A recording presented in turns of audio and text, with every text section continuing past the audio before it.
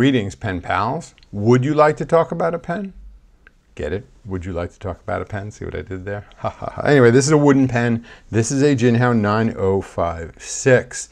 So this is a pen that's pretty much all made out of wood. Not a particularly heavy pen. It weighs in at 37 grams.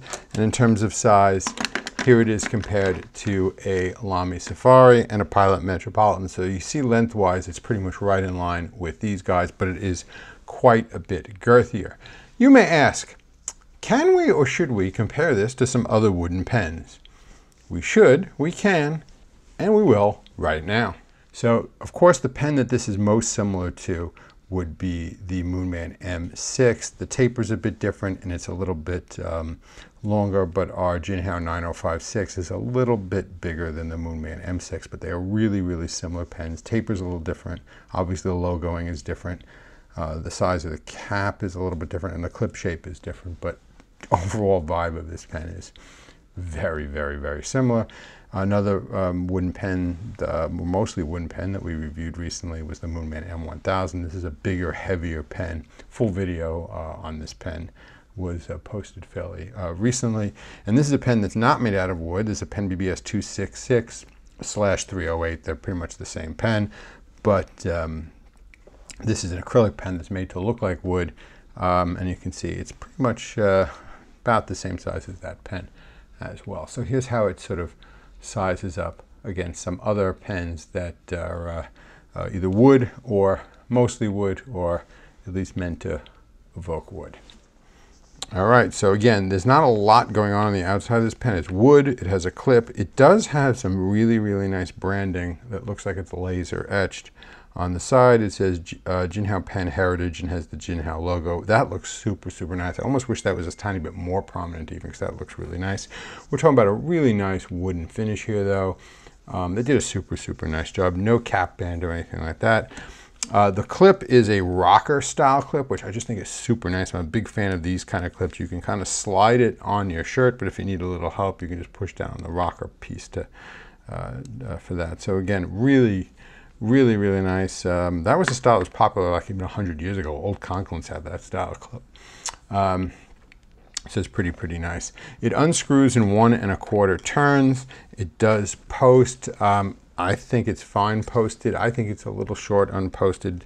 It doesn't present back weighting issues to me, but it does post and post nicely. The inner lining is plastic with plastic threads. So you got plastic threads on the metal section piece here, but this is all plastic and sealed up inside to keep the nib from drying out. We do have a nice big beefy plastic section with some metal threads.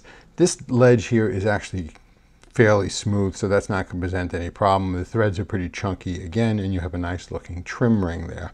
You have a Jinhao No. 6 nib in fine. I'm okay with this as a fine. My bigger preference is for the Jinhao No. 6 nib in medium, but this is a pretty nice nib as well. Big giant F for fine. Jinhao says Jinhao Chariot logo, some scroll work, and it is a two-tone nib, which makes it quite attractive, and they did a very pretty nib, and of course it has an uninspiring plastic feed. And as you can imagine, cartridge converter pen comes with a standard Jinhao converter. Lots of metal all over the place. For the inside, you have metal here, metal threads here, so you have metal on metal there. So you're not going to be eyedropping this pen under any circumstances, but that is, of course, completely fine.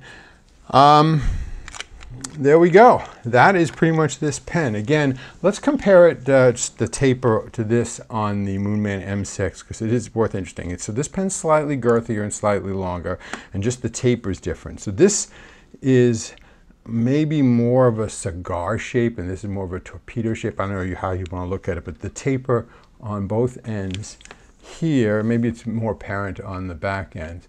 The taper on the Moonman is just a bit more severe, and this is a bit more rounded. I guess that's the way of putting it. Also, from a wood perspective, they seem to be made out of very similar wood. This is a more glossy finish on the Moonman, while this is a very, very matte finish on the Jinhao. They're both very, very nice. I'm a big fan of the way Moonman did the etching here. That's a lot more prominent than the way Jinhao did the etching on theirs. So I kind of like that. But in terms of which pen is you like, pick them. I mean, they're both really, really nice. They're both really, really nice pens. I haven't been a huge fan of the Moonman No. 6 nibs lately, and I am a big fan of the Jinhao No. 6 nibs. So you do have, if you want to get a Jinhao nib, you can obviously get the Jinhao pen.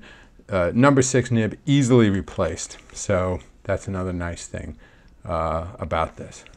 But as we always said, pens were meant to write, and of course you're probably dying to know how this pen writes, and we're going to find that out right now. All right, folks, what we're writing with here today is a Jinhao 9056. And this is has a No. 6 steel nib in fine.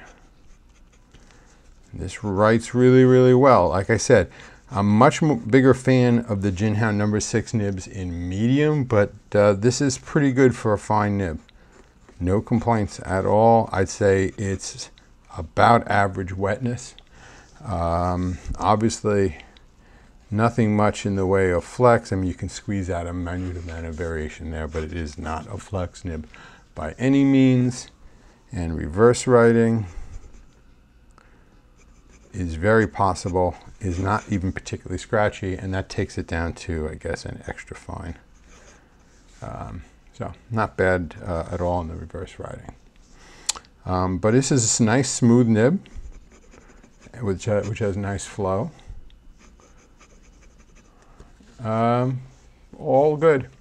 Speaking of good, what would be really good if you could all please like, comment, share, and subscribe. That would really be much appreciated. Anyway, that's about all I have to say about this pen. It is available in several different wood finishes, light, dark, reddish, brownish, etc. So I think it's about 4 or 5 different finishes, but you check out online, see what's available. So if you don't particularly like this exact shade of wood finishing, there's a couple others available. So that's about it for this pen. Let's talk about this ink now for a minute, shall we? All right, this ink is part of that big shipment I got from Birmingham Pens a little while back. So this is Birmingham Bourbon. So it looks like bourbon. There you go. Here is the color card for this guy. You can see you definitely do get a little bit of variation on this, which looks pretty nice. In terms of some other similar browns that we could compare it to, here is it compared to Ackerman SBRE brown. As you can see, that's definitely a much more chocolatey type of brown. Here's another browning from Birmingham. This is Birmingham Soft Pretzel. As you can see, this is definitely more of a more reddish than that one. Here it is compared to Platinum Pigmented Sepia, which is definitely more of a sepia. And one that's actually fairly close to is Diamond Cherry Sunburst, which definitely is a bit more reddish orange, but kind of, to me, is kind of speaks the same language, so to speak. So there we go with a bunch of those comparisons. So that's what this ink looks like on this Rhodia paper. Let's take a quick look at what it looks like on Tomoe River paper, shall we? All right, like we said, this is Birmingham Bourbon.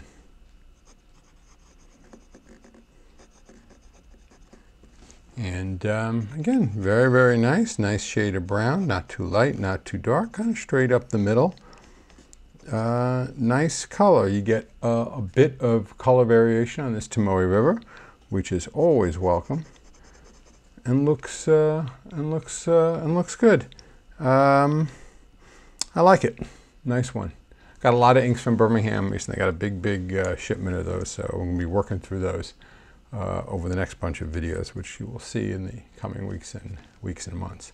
So I think that'll just about do it for this video for today. I certainly hope you enjoyed watching it, because I certainly enjoyed making it. And as always, until we see each other again, have a great day. Bye-bye.